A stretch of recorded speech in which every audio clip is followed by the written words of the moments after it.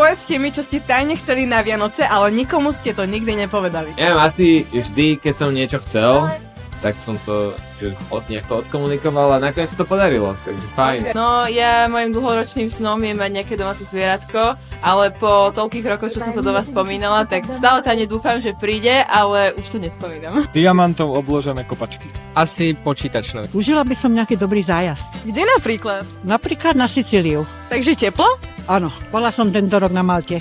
Ako sa vám páči? Prekrásne. Dcera mi ho kúpila. Som bola šťastná. Viac peňazí do nového roku. To je ťažká otázka. Ja neviem, no zatiaľ pozrite sa. Zdravie ma tak ledva drží, to je dôležité. Vnúkov mám, deti mám, ktoré ma navštevujú, tak myslím, že to je v poriadku.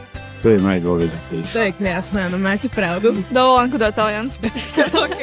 Dovolenku do domu. Advent kalendár od Kindera. OK.